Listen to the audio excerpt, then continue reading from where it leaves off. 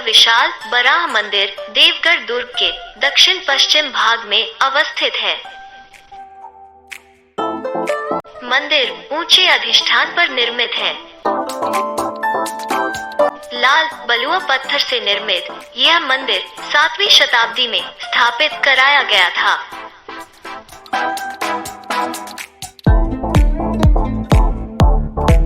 मंदिर का प्रवेश द्वार अपेक्षाकृत छोटा सा है।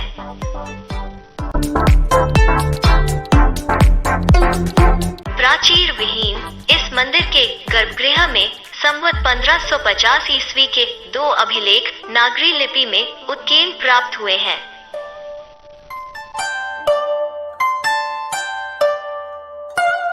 मंदिर के द्वार के पास खड़े स्तंभ में पुष्प चक्र व अन्य रेखाकृति अंकित है।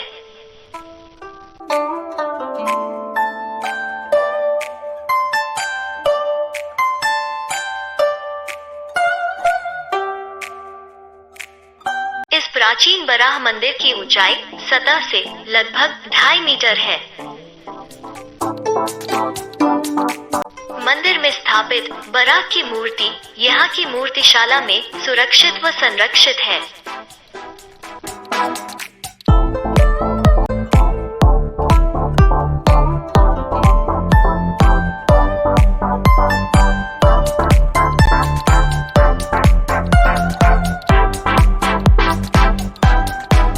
इस मंदिर का वास्तुशिल्प बिखरे पड़े टुकड़ों को छोड़कर खंडहर में तब्दील हो चुका है। बेतवा नदी के तट पर स्थित देवगढ़ हिंदू, बौद्ध व जैन मंदिरों व मूर्तियों के लिए विश्व विख्यात रहा है।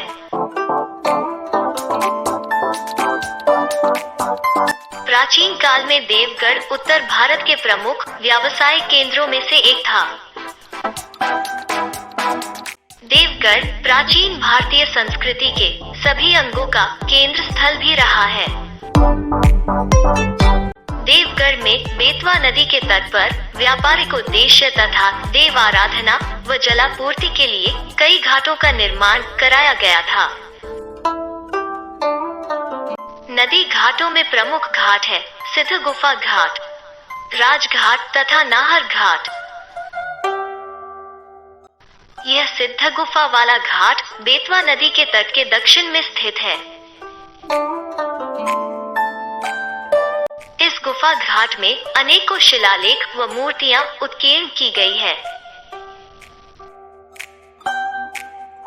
जिनकी तिथि 1250 ईस्वी से 1751 ईस्वी के मध्य है।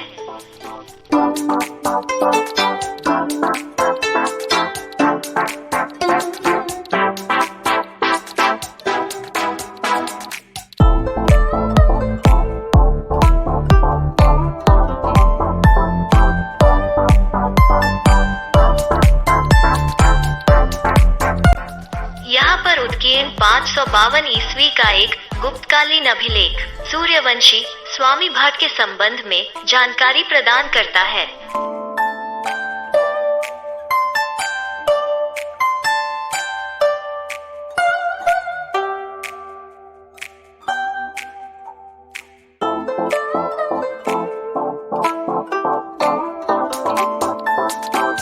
देवकुलिकाय निर्माण की प्रारंभिक अवस्था भी इस घाट पर मौजूद है।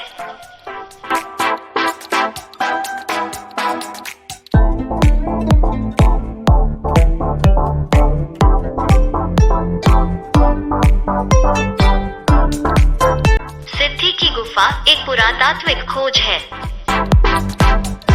निश्चित ही यह गुफा कई वर्षों के असाध्य श्रम का प्रतिफल होगी।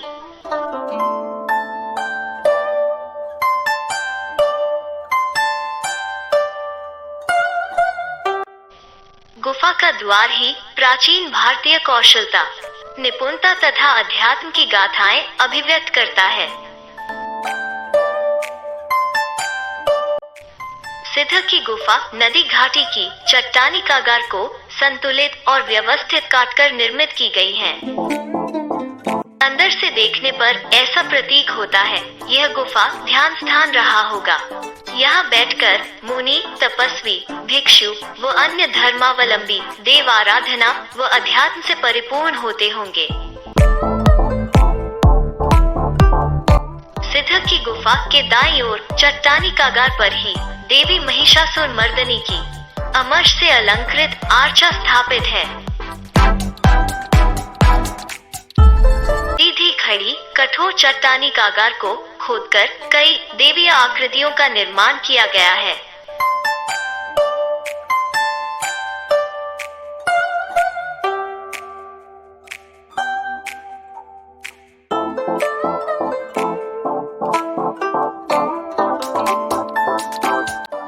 सदियों पूर्व इस विशाल चट्टानी कागार को सलीके से काटकर मजबूत सीढ़ियों का निर्माण कराया गया था।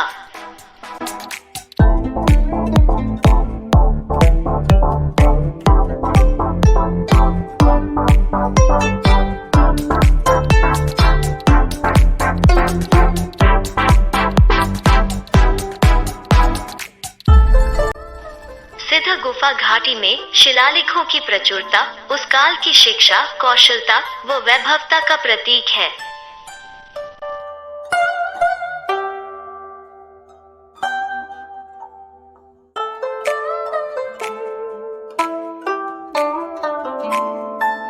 यह है राजघाट अर्थात राजाओं का घाट। पूर्ववर्ती सिद्ध गुफा वाले घाट की अपेक्षा यह घाट कम ढाल वाला है। इस घाट पर एक छोटी सी गुफा के अतिरिक्त कई देवकुलिकाएं चट्टानी कागार को काटकर बनाई गई है। गुफा की बाईं ओर 2 अभिलेख हैं। इनकी तिथि 1064 ईस्वी और 1492 ईस्वी है।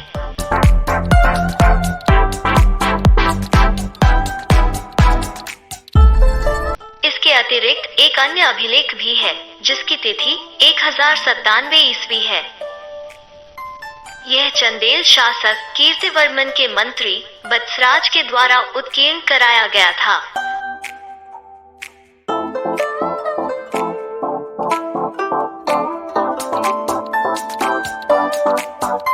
संभवतः यह गुफा देवस्थान के लिए रिक्त रखा गया होगा।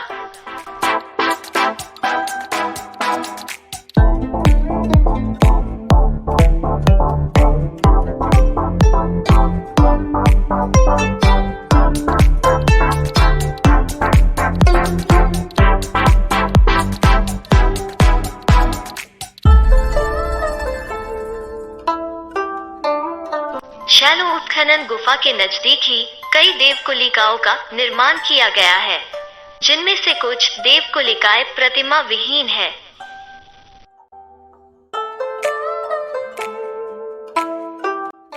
शिवलिंग, सूर्य, गौरी, गणेश व अन्य देवी देवताओं से सुसज्जित देवकुलिकाएं भारतीय धर्म, अध्यात्म का यथार्थ चित्रण प्रस्तुत करती हैं।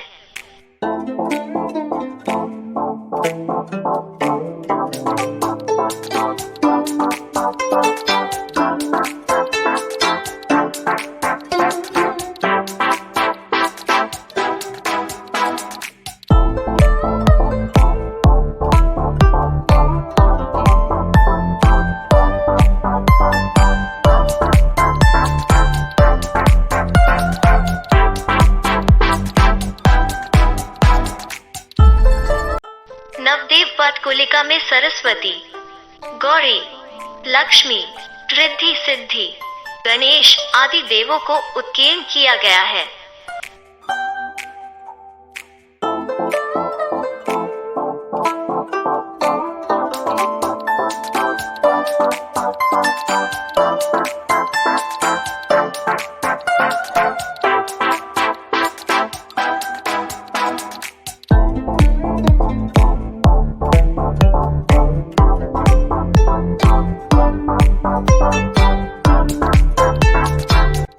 सम्राटों के संरक्षण में भागवत धर्म का पूर्ण विकास हुआ तथा उनकी सहिष्णुता की नीति ने अन्य धर्मों एवं संप्रदायों को फलने फूलने का अवसर प्रदान किया।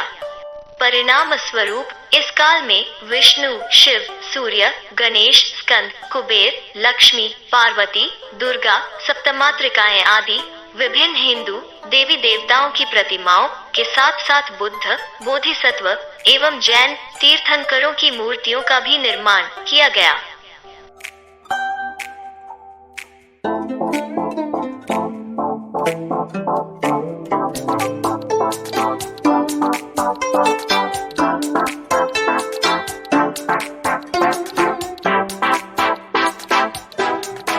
देवगढ़ की राजघाटी में अनेकों देवकुलिकाओं का स्वरूप नष्ट हो चुका है।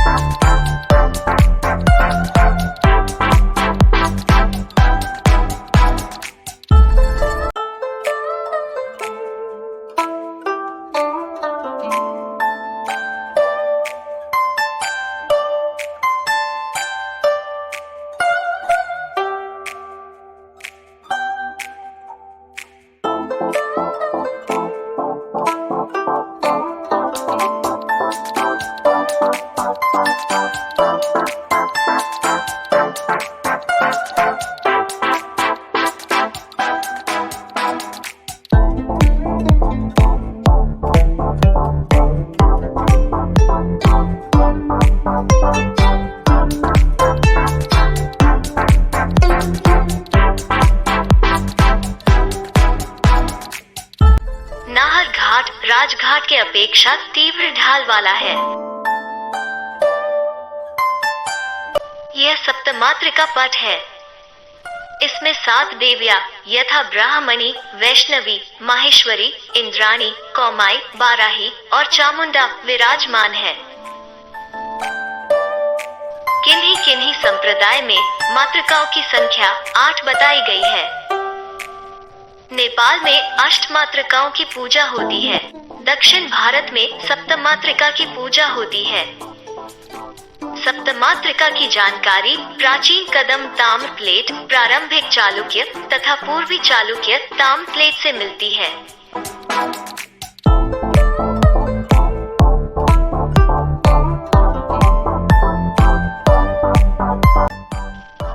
सप्तमातृका पट के ऊपर गुप्तकालीन ब्राह्मी में संस्कृत अभिलेख उत्कीर्ण है।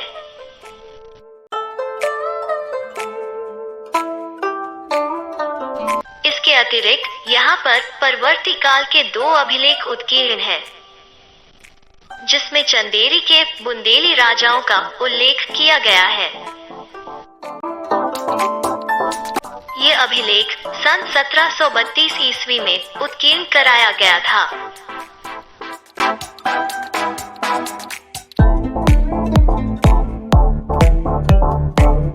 राजघाटी में अनेकों देवकुलिकाओं का निर्माण कराया गया था। देवकुलिकाओं में शिव, विष्णु, सूर्य, देवी महिषासुरमर्दिनी आदि देव प्रतिमाओं की छवि उत्कीर्ण की गई है।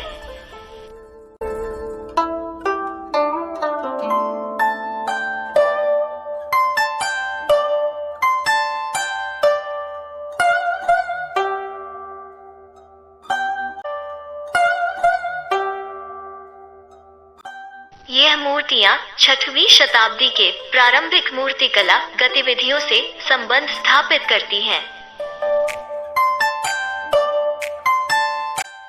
नाहर घाटी में भी देवकुलिका या गुफा के लिए प्रारंभिक शैलों उत्खनन के प्रमाण मौजूद हैं।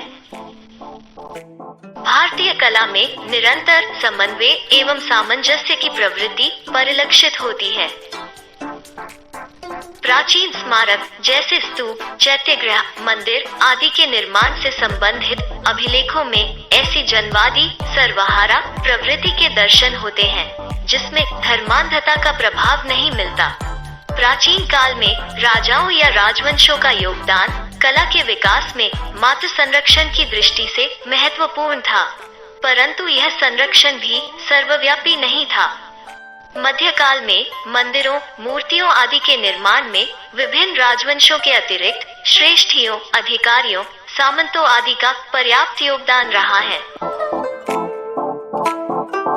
प्राचीन भारतीय कलाकार कला के क्षेत्र में मतांतरों अथवा सांप्रदायिक भावना से शासित नहीं थे, अपितु ये पूरी तरह कलाकार थे। संगठन की दृष्टि से यह कलाकार अपनी विभिन्न श्रेणियों में बंधे थे। यह कलाकार आवश्यकतानुसार मूर्तियां गढ़ते थे और अपने व्यवसाय के संबंध में वे धार्मिक तथा सांप्रदायिक तत्वबोध की जटिलता से निर्लिप्त थे। ऐसे सरल मनस्वियों की प्रगाढ़ भावाभिव्यंजना द्वारा मूर्तियों का निर्माण हुआ। प्राचीन भारतीय कला के उन्नयन में इन कलाविदों का अभूतपूर्व योगदान रहा है। उन्होंने लग्न एवं प्रेरणा से सुंदरतम मूर्तियों की रचना की। भारतीय मूर्ति कला में सांप्रदायिक भेदों के बावजूद एक जैसी सौंदर्य प्रतिष्ठा प्राप्त होती है, चाहे मूर्तियां किसी भी संप्रदाय से संबंधित क्यों ना हो। दोस्तों, अगर आपको हमारा वीडियो अच्छा लगा हो तो इसे लाइक करें, शेयर करें और हमारे चैनल को सब्सक्राइब भी करें। धन्यवाद।